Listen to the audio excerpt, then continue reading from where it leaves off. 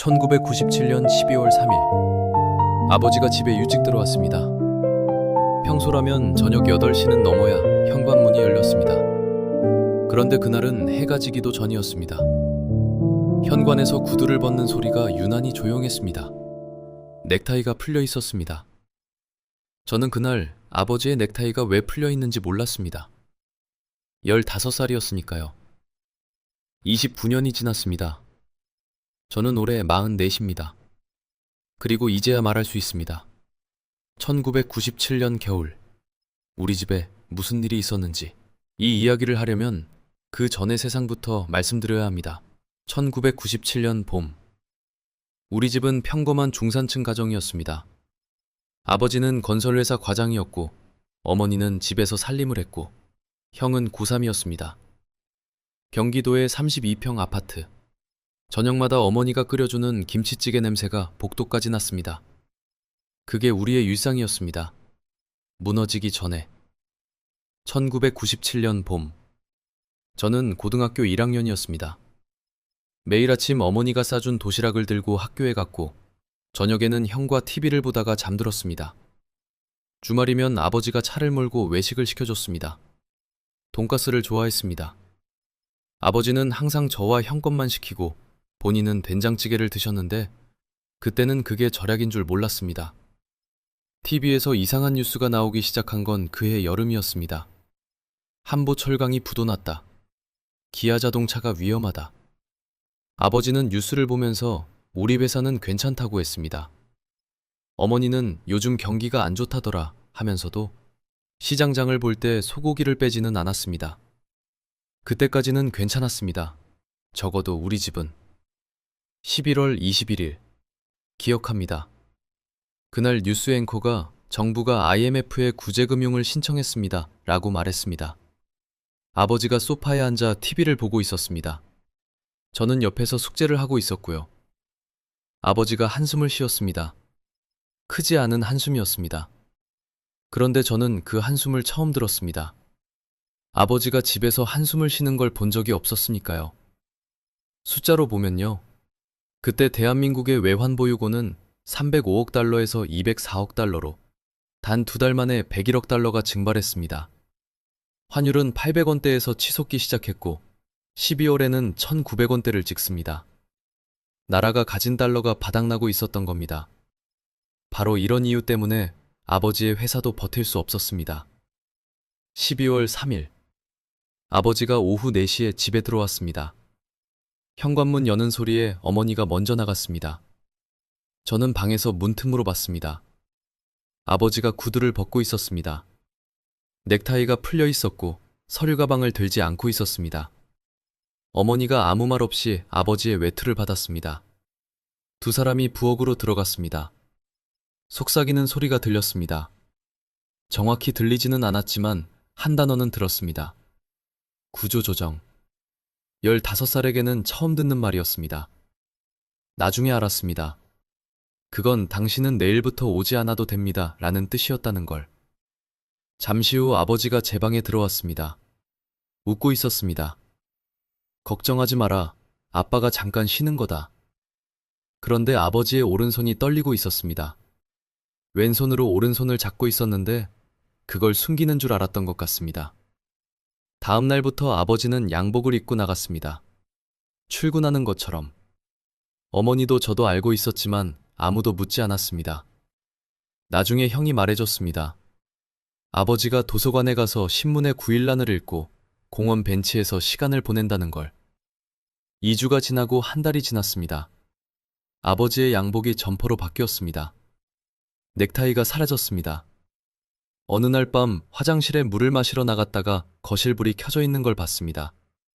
아버지가 식탁에 앉아 이력서를 쓰고 있었습니다. 한 장을 쓰다 구기고 다시 쓰다 구겼습니다. 식탁 위에 구겨진 종이가 4-5개 있었습니다. 저는 물을 마시지 않고 방으로 돌아갔습니다. 1998년 1월 형이 저녁 식사 자리에서 말했습니다. 나 군대 먼저 갈게. 형은 서울에 있는 대학에 붙어 있었습니다. 등록금이 문제였습니다. 아버지가 젓가락을 내려놓았습니다. 어머니가 고개를 숙였습니다. 아무도 말하지 않는 시간이 한참 흘렀습니다. 아버지가 말했습니다. 미안하다. 형이 말했습니다. 아버지가 미안할 게 뭐가 있어요. 그리고 며칠 뒤 TV에서 금모으기 운동 뉴스가 나왔습니다. 전국에서 사람들이 금반지, 금목걸이를 가져오고 있었습니다. 숫자로 보면요, 349만 명이 참여했습니다. 225톤의 금이 모였습니다. 달러로 환산하면 21.7억 달러. 나라를 살리기 위해 국민이 자기 물건을 내놓은 겁니다. 어머니가 TV를 보다가 조용히 부엌으로 갔습니다. 잠시 후 돌아왔을 때 왼손 약지가 비어 있었습니다. 어머니의 결혼 반지는 18년 동안 한 번도 빠진 적이 없었습니다. 우리 집만 그런 게 아니었습니다. 아파트 단지에 이사 나가는 트럭이 하나둘 늘기 시작했습니다. 처음에는 한 달에 한두 대였는데 봄이 되자 매주 봤습니다. 엘리베이터에서 마주치는 얼굴이 바뀌었습니다. 놀이터에서 놀던 아이들이 줄었습니다. 옆집에 사시던 박 부장님, 아버지와 가끔 소주를 드시던 분이었습니다. 양복에 서류 가방을 들고 다니시던 그 아저씨가 어느 날 마트 앞에서 주차 안내를 하고 계셨습니다. 아버지가 그분과 눈이 마주쳤다고 했습니다. 두 사람 다 아무 말도 하지 못했다고. 3월이었습니다. 학교에서 같은 반 친구가 일주일째 나오지 않았습니다. 담임 선생님이 조회 시간에 말씀하셨습니다. 집에 일이 있어서 당분간 못 온다. 나중에 아이들 사이에서 소문이 돌았습니다. 그 친구 아버지가 돌아가셨다고. 스스로. 숫자로 보면요, 1998년 1월부터 3월까지 석 달 동안 자살로 목숨을 잃은 사람이 2288명입니다. 하루에 25.4명. 같은 기간 교통사고로 숨진 사람은 2038명이었습니다. 자살이 교통사고보다 많았습니다. 그 숫자 안에 제 친구의 아버지가 있었습니다. 학교에서도 달라진 게 있었습니다. 급식비를 못 내는 아이들이 늘었습니다. 선생님이 조용히 부르는 아이들, 점심시간에 교실에 남아있는 아이들. 아무도 그 이유를 입에 올리지 않았습니다. 그 해봄 아버지가 일용직을 시작했습니다. 건설 현장이었습니다. 아이러니했습니다. 건설회사 과장이었던 아버지가 이제 다른 건설 현장에서 일당을 받고 일했습니다. 새벽 5시에 나가서 저녁 7시에 돌아왔습니다. 현관에 아버지의 구두가 있던 자리에 시멘트가 묻은 안전화가 놓여 있었습니다. 바로 이런 이유 때문에 저는 지금도 경제 뉴스를 볼 때 숫자 뒤에 있는 사람들을 생각합니다. 실업률 1%가 올라간다는 건 누군가의 아버지가 새벽 5시에 나간다는 뜻이니까요. 2001년 8월 23일, 대한민국이 IMF 구제금융을 조기 상환했습니다. 뉴스에서는 국난 극복이라고 했습니다. 하지만 우리 집의 IMF는 아직 끝나지 않았습니다. 아버지는 일용직을 하면서 돈을 모았습니다. 2002년 아는 분과 함께 작은 인테리어 사업을 시작했습니다. 처음에는 잘 안 됐습니다. 의뢰가 없는 달에는 어머니가 식당에서 버는 돈으로 버텼습니다. 어머니는 새벽 5시에 나가서 오후 3시에 돌아왔습니다. 아버지가 나가는 시간과 어머니가 들어오는 시간이 겹치는 날이 있었습니다. 현관에서 잠깐 마주치고 각자의 자리로 갔습니다. 저도 고등학교 2학년 때부터 편의점 아르바이트를 시작했습니다. 주말에는 주유소에서 일했습니다. 벌어서 용돈과 학비에 보탰습니다. 형은 군대에서 나와 복학하는 대신 취업을 했습니다. 등록금 이야기는 다시 꺼내지 않았습니다. 시간이 걸렸습니다. 아버지의 사업이 자리를 잡기까지 3년, 빚을 다 갚기까지 5년. 그 사이 아버지의 머리가 하얗게 셌습니다. 2026년 4월, 저는 올해 44입니다. 회사원입니다. 아이가 둘 있습니다. 큰아이가 올해 중학생입니다. 1997년에 저보다 2살 어립니다. 며칠 전 저녁 아이들과 TV를 보고 있었습니다. 뉴스에서 이란 전쟁으로 유가가 87% 폭등했다고 했습니다. 환율이 1,500원대를 넘었다고 했습니다. 아내가 환율이 이렇게 오르면 어떡해? 라고 말했습니다. 그 순간 들렸습니다. 아버지의 한숨이. 29년 전 TV 앞 소파에서 쉬던 그 한숨이. 저는 뉴스를 끄고 전화를 걸었습니다. 아버지, 요즘 괜찮으세요? 전화기 너머로 아버지가 웃었습니다. 그리고 말했습니다. 너는 걱정하지 마라. 29년 전과 같은 말이었습니다. 그런데 이번에는 저는 그 말의 무게를 알고 있었습니다. 이것은 한 가정의 이야기입니다. 하지만 1997년 겨울, 대한민국의 모든 가정에 이와 같은 밤이 있었습니다. 아버지가 일찍 들어온 밤, 어머니가 반지를 빼던 밤, 아이가 도시락 대신 빈 가방을 들고 학교에 간 아침, 실업률 8.7%, 자살 하루 25.4명, 이혼 35% 증가, 보호가 필요한 아이들 38% 증가, 금모으기 349만 명. 이건 숫자입니다. 하지만 그 숫자 뒤에는 아버지가 있었고, 어머니가 있었고, 아이들이 있었습니다. 그리고 2026년 지금 환율이 다시 요동치고 있습니다. 유가가 폭등하고 세계 경제에 불안한 신호가 켜지고 있습니다. 29년 전의 그 겨울이 다시 올 수 있다는 건 아닙니다. 다만 그때의 교훈을 기억하는 사람과 모르는 사람의 차이는 분명히 있습니다. 이 채널에서는 그 신호를 숫자로 읽어드리겠습니다. 오늘 영상이 의미 있으셨다면 구독과 알림 설정 부탁드립니다. 다음 영상에서는 2026년 현재 우리가 주목해야 할 경제 위기 신호를 다루겠습니다. 97년 그해 겨울에 아버지가 집에 일찍 왔지요.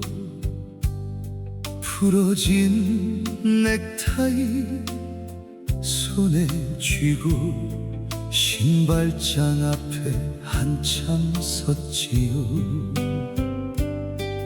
양복 입고 나가셨지만 회사가 아닌 걸 나는 알았죠.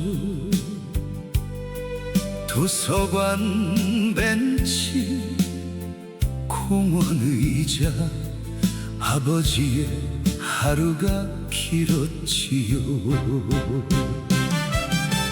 아빠는 괜찮아 걱정 마라 떨리는 그 목소리 잊을 수 없어. 아빠는 괜찮아 다 잘 된다 눈물을 삼키며 웃던 그 얼굴.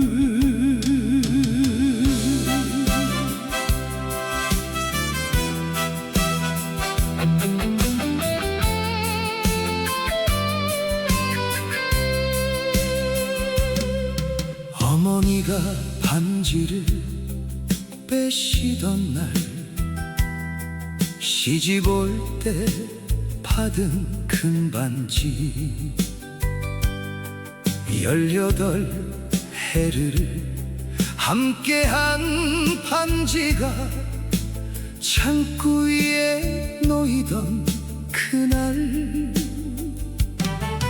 형은 등록금 대신 군대를 갔고 구두는 안전화로 바뀌었지요.